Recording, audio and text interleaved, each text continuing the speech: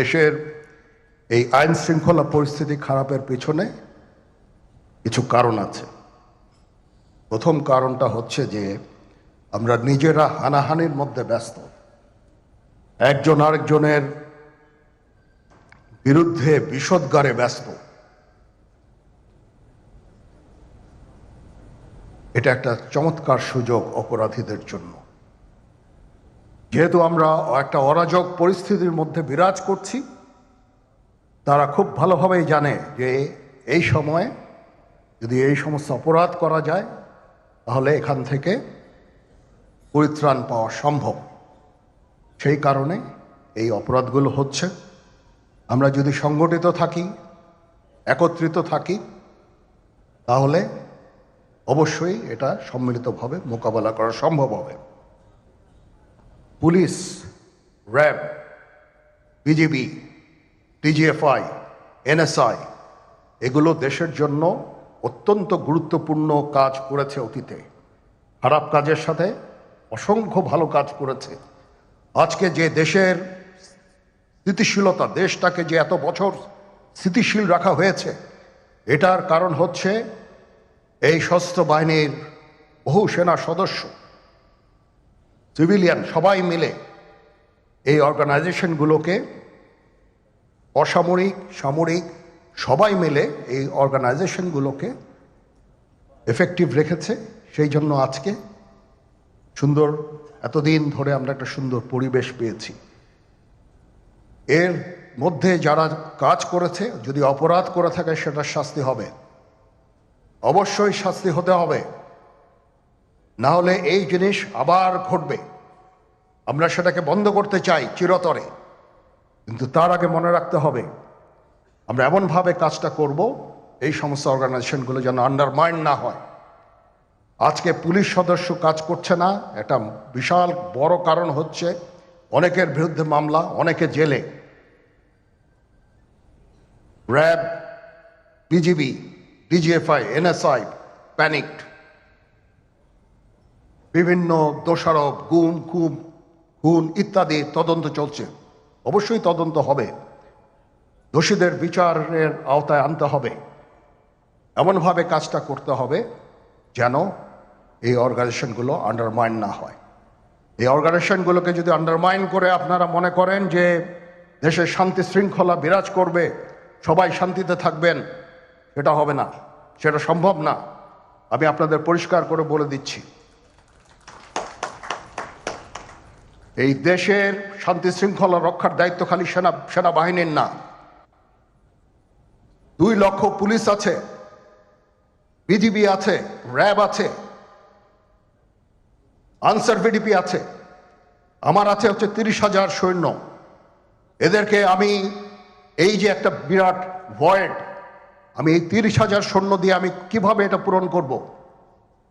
30,000 থাকে, আবার 30,000 চলে যায় ক্যান্টনমেন্টে, আরো 30,000 আসে। এটা দিয়ে আমরা দিন রাত আমরা চেষ্টা করে যাচ্ছি। এখানে যে সমস্ত উচ্ছৃঙ্খল কাজ হয়েছে সেটা আমাদের নিজস্ব তৈরি, এটা আমাদের নিজস্ব ম্যানুফ্যাকচার, আমরা নিজস্ব এইগুলো তৈরি করেছি। এই বিপরীতমুখী কাজ করলে কেসে কখনো শান্তি শৃঙ্খলা আসবে না, এই জিনিসটা আপনাদের মনে রাখতে হবে। ভিশনের ফুলঝুরি মেগা অফারে ফ্রিজ কিনলেই পাচ্ছেন 16 পিসের আকর্ষণীয় গিফট বক্স একদম ফ্রি। আজকে একটা বেদনা বিধুর দিবস।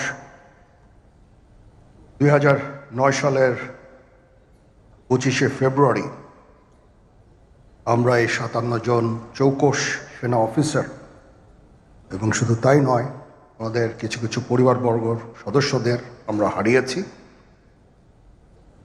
এখানে আসার সময় এই ছবিগুলো আমি দেখছিলাম। তো এই ছবিগুলো আপনারা অনেকে ছবিতে দেখেছেন, কিন্তু এগুলো আমার সব চাক্ষুষ দেখা। আমি একটা চাক্ষুষ সাক্ষী এই সমস্ত বর্বরতার। একটা জিনিস আমাদের সবসময় মনে রাখতে হবে, এই বর্বরতা কোনো সেনা সদস্য করেনি, সম্পূর্ণটাই তদানীন্তন বিজিবি সদস্য দ্বারা সংঘটিত। Full stop.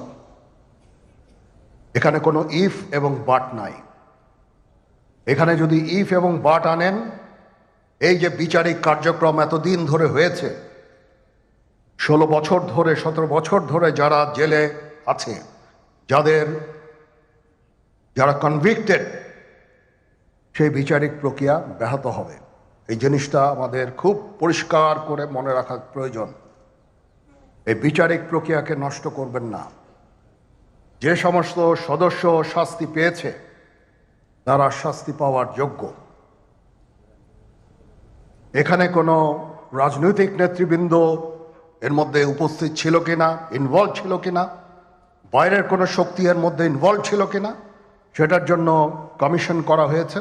কমিশনের চেয়ারম্যান এখানে আছেন, উনি এটা বের করবেন এবং আপনাদের জানাবেন। বটম লাইন হচ্ছে যে এই সমস্ত আমাদের এই চৌকস সেনা সদস্য যারা প্রাণ হারিয়েছেন, তারা প্রাণ হারিয়েছেন তদানীন্তন বিডিআর সদস্যদের গুলিতে। আমরা নিজেরা এই সমস্ত জিনিস নিয়ে অনেক ভিন্ন মত পোষণ করছি। কেউ কেউ এই জিনিসটাকে ভিন্ন খাতে প্রবাহিত করার চেষ্টা করছি। সেটা আমাদের জন্য মঙ্গলজনক হবে না। আজকে যদি আমার যে উপদেশ আমি কিছু দিয়ে যাব, সেটা যদি আপনারা গ্রহণ করেন, আপনারা লাভবান হবেন, আমি এটা আপনাদের নিশ্চিত করছি। আমরা নিজেরা ভেদাভেদ সৃষ্টি না করি, আমরা নিজেরা ইউনাইটেড থাকি। আমাদের মধ্যে যদি কোনো সমস্যা থেকে থাকে, কোনো ব্যত্যয় থেকে থাকে, কোনো গ্রিভান্সেস থেকে থাকে, সেটা আমরা আলোচনার মাধ্যমে সমাধান করব। এটার জন্য ডানে বায়ে দৌড়িয়ে কোনো লাভ হবে না, নিজের ক্ষতি ছাড়া কোনো লাভ হবে না। আমি আপনাদের এই জিনিসটা নিশ্চিত করে দিচ্ছি।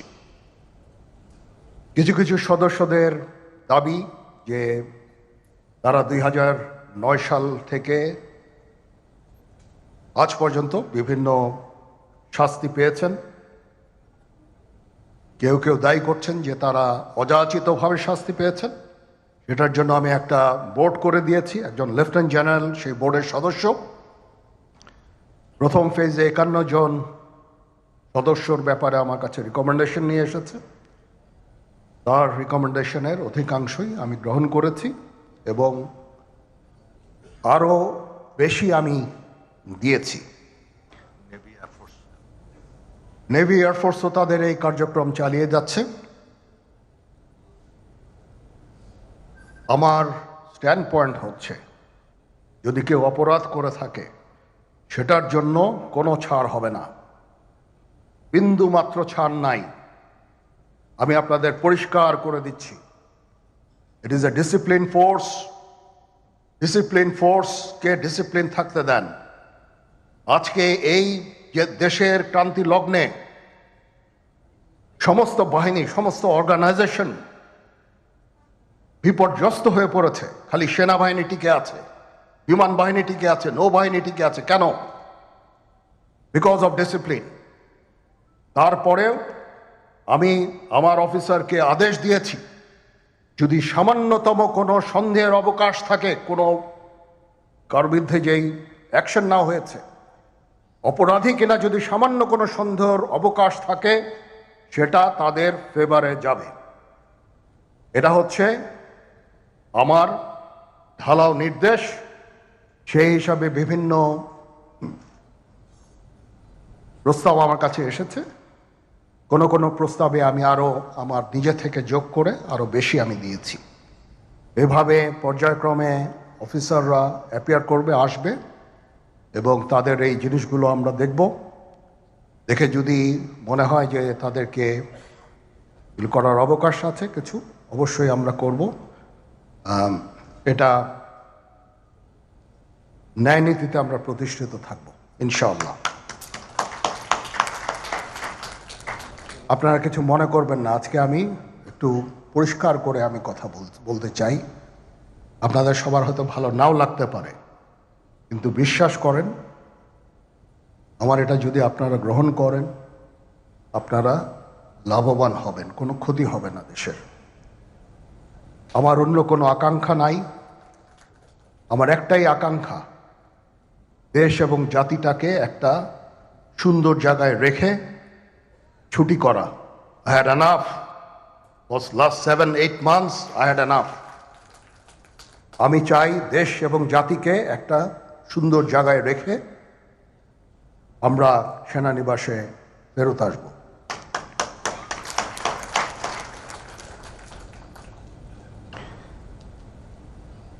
আরেকটা জরুরি বিষয় যেটা আমি ভাবলাম যে আপনাদের সাথে আমি শেয়ার করি। দেশের এই আইন শৃঙ্খলা পরিস্থিতি খারাপের পেছনে কিছু কারণ আছে। প্রথম কারণটা হচ্ছে যে আমরা নিজেরা হানাহানির মধ্যে ব্যস্ত, একজন আরেকজনের বিরুদ্ধে বিষোদ্গারে ব্যস্ত। এটা একটা চমৎকার সুযোগ অপরাধীদের জন্য। যেহেতু আমরা একটা অরাজক পরিস্থিতির মধ্যে বিরাজ করছি, তারা খুব ভালোভাবেই জানে যে এই সময়ে যদি এই সমস্ত অপরাধ করা যায় তাহলে এখান থেকে পরিত্রাণ পাওয়া সম্ভব। সেই কারণে এই অপরাধগুলো হচ্ছে। আমরা যদি সংগঠিত থাকি, একত্রিত থাকি, তাহলে অবশ্যই এটা সম্মিলিতভাবে মোকাবেলা করা সম্ভব হবে।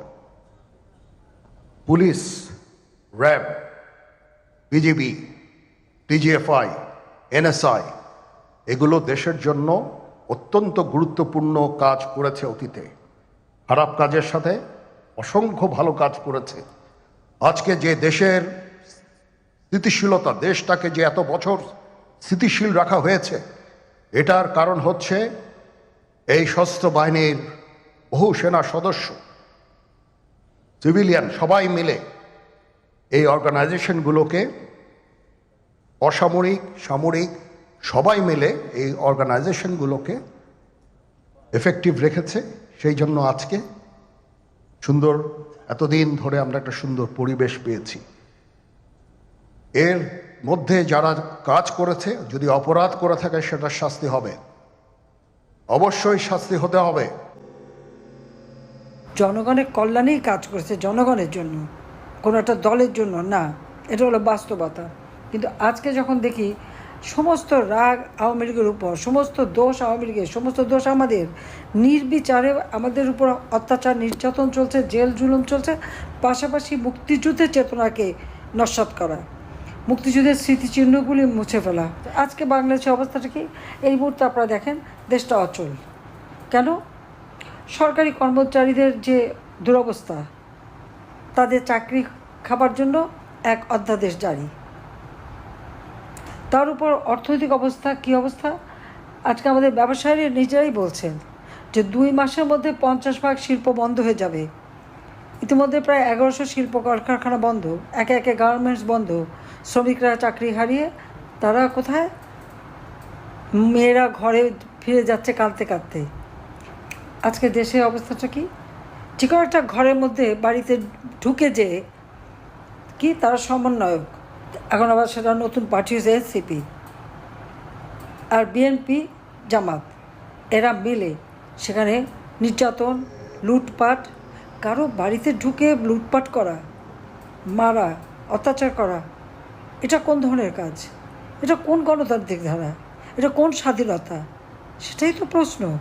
এবং নির্বিচারে, কারো কোনো নিরাপত্তা নাই। যখন যাকে খুশি তাকেই হয়রানি, তাকেই গ্রেপ্তার, তার উপরে নির্যাতন সেটা চালিয়ে যাচ্ছে। অর্থনীতি সম্পূর্ণভাবে ধ্বংসের দিকে। তার উপরে একের পর এক কালো আইন জারি করে যাচ্ছে। তাদের আইন জারি করার অধিকারটা কে দিয়েছে? ডক্টর ইউনূস এবং তার ওই উপদেষ্টারা কি জনগণের ম্যান্ডেট নিয়ে ক্ষমতা এসেছে? তারা তো এসেছে জঙ্গিদের সহায়তায়, সন্ত্রাসীদের সহায়তায়, খুনিদের সহায়তায়। সেটা তো প্রমাণ হয়েছে। কারণ ক্ষমতা আসার সাথে সাথে যত জঙ্গি, সন্ত্রাসী, খুনি যাদেরকে আমরা বিচার করে কারাগারে বন্দি করেছিলাম সবাইকে মুক্তি দিয়ে দিয়েছে, জেলখানা খুলে দিয়েছে, সব স্রোতের মতো বেরিয়ে গেছে। আর জেলখানা ভরেছে কাদের নিয়ে? মুক্তিযোদ্ধা, মুক্তিযোদ্ধা সপক্ষ শক্তি, আওয়ামী লীগের নেতাকর্মী, তাদেরকে দিয়ে আজ জেল ভরেছে।